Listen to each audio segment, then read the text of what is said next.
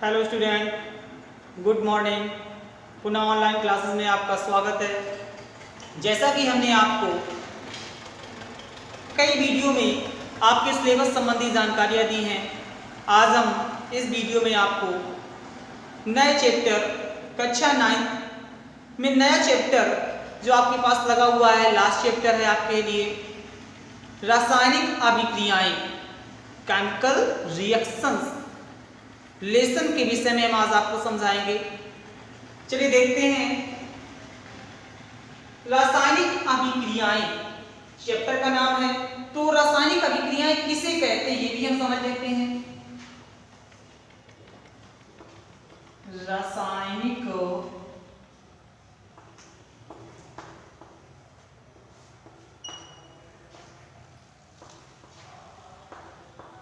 अभिक्रियाएं, रासायनिक अभिक्रियाएं क्या है ये हमें जानना होगा। तो आपने पिछली वीडियो में आपने सीखा था, यदि यौगिकों को मिलाया जाए तो उनसे जो नया उत्पाद या यौगिक बनता है, ऐसी अभिक्रियाओं को क्या कहते हैं? आप रासायनिक अभिक्रियाएं देख लेते हैं। वे अभिक्रियाएं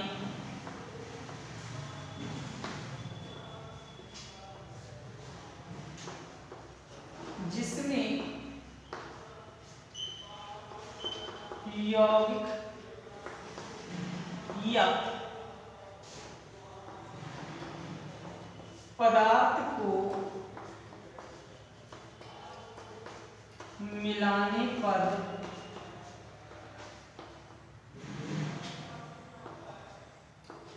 नया यौगिक प्राप्त होता है,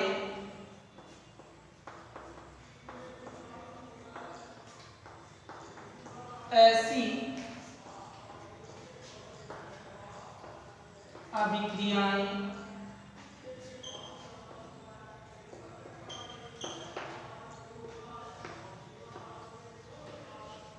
केमिकल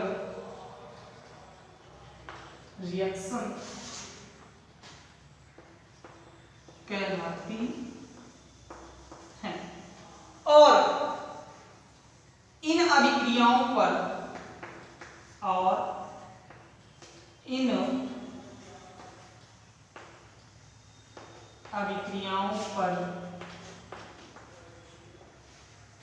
जो नियम बने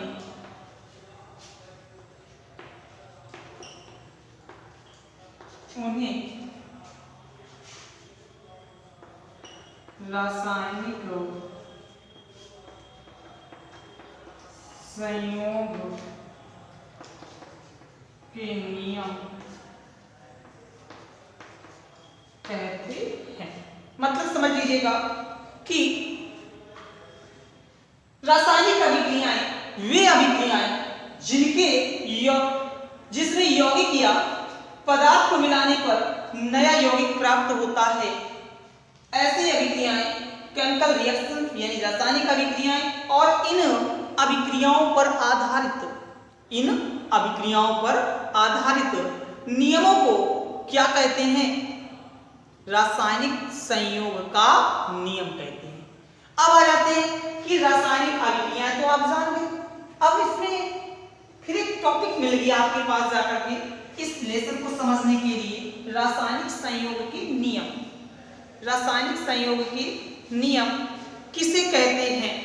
रासायनिक संयोग के नियम किसे कहते हैं? ये नियम को आपको पढ़ना होगा, तभी आप इस चैप्टर को जान पाएंगे। तो चलिए देखते हैं।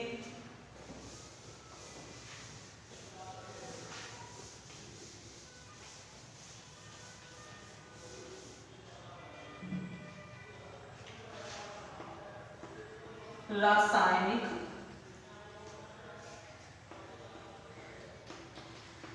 संयोग के नियम।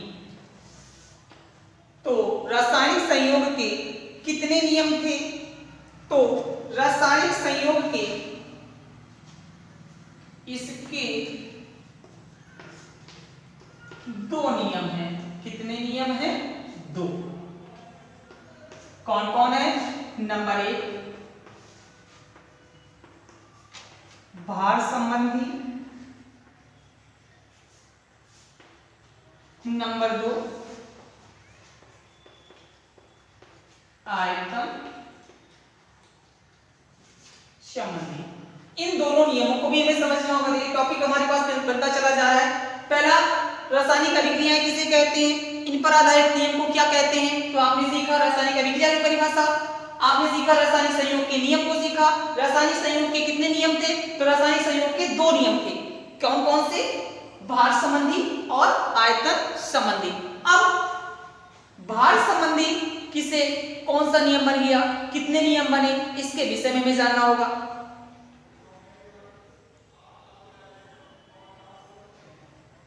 तो चलिए भार संबंधी नियम को भी जान लेते हैं।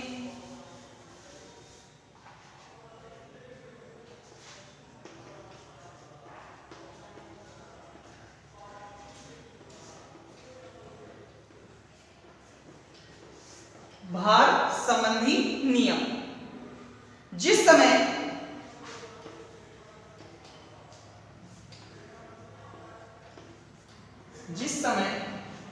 दो या दो से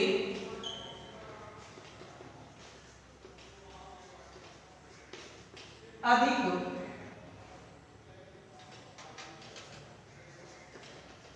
अणु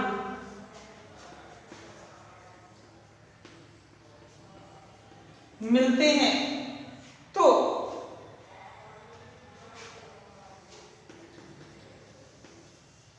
उन पर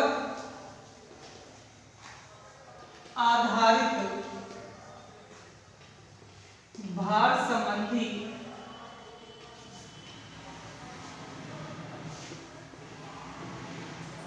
निम्न नियम हैं। कौन कौन से हैं ये जान लेते हैं। नंबर 1 द्रव्यमान संरक्षण। द्रव्यमान संरक्षण या द्रव्य की अविनाशिता का नियम।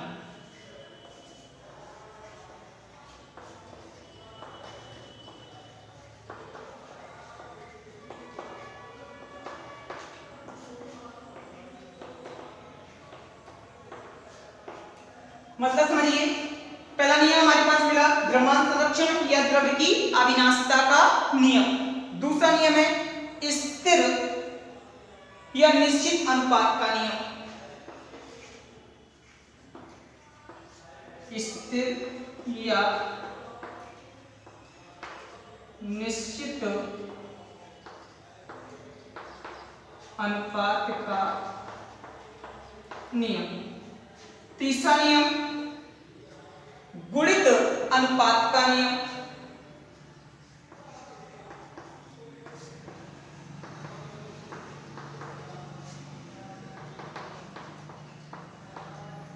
नंबर 4 व्युत्क्रम अनुपात का नियम।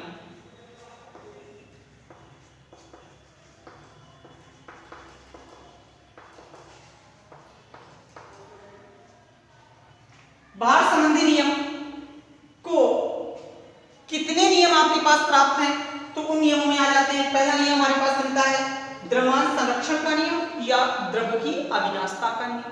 इसके विषय में भी समझना होगा, इसकी परिभाषा भी जाननी होगी और एग्जाम्पल भी समझना होगा। दूसरा हमारे पास आ जाता है स्थिर या निश्चित अनुपात का नियम। तीसरा हमारे पास आता है गुणित अनुपात का नियम। चौथा हमारे पास आ जाता है व्युत्क्रम अनुपात का नियम। इतने नियमों को आपको समझना होगा किसके अंतर्गत, भार संबंधी नियमों के अंतर्गत। चलिए तो पहला नियम हमारे पास क्या लगा हुआ है, द्रव्यमान संरक्षण का नियम। तो द्रव्यमान संरक्षण का नियम को भी समझ लेते हैं।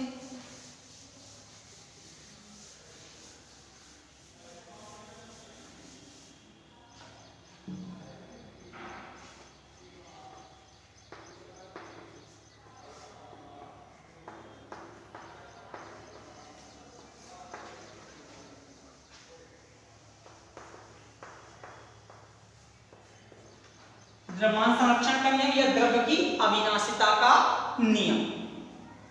यह नियम लैवासिये लैवासिये ने दिया, जिनके अनुसार। इस नियम के प्रतिपादक कौन से थे? तो लैवासिये। इसके प्रतिपादक कौन से थे? लैवासिये थे। अब आ जाते हैं इनके अनुसार उन्होंने बोला क्या, चलिए देखते हैं नियम।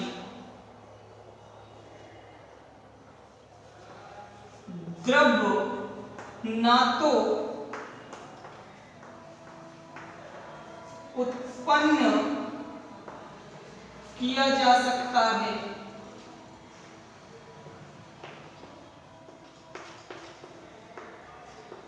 और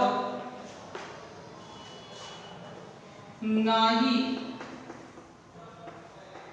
नष्ट किया जा सकता है।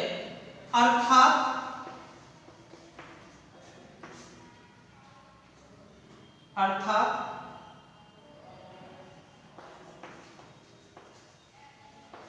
अभिक्रिया में कुल द्रव्यमान नियत रहता है। द्रव्य को ना तो उत्पन्न किया जा सकता है और ना ही नष्ट किया जा सकता है, केवल इसे एक रूप से दूसरे रूप में परिवर्तित किया जा सकता है। ये आप समझ गए होंगे कि द्रव्य को ना तो उत्पन्न किया जा सकेगा और ना ही नष्ट किया जा सकता है, एक रूप से केवल दूसरे रूप में उसे परिवर्तित किया जा सकता है। अर्थात अभिक्रिया में कुल द्रव्यमान नियत रहता है। तो चलिए देख लेते हैं कैसे कुल द्रव्यमान नियत रहता है। जैसे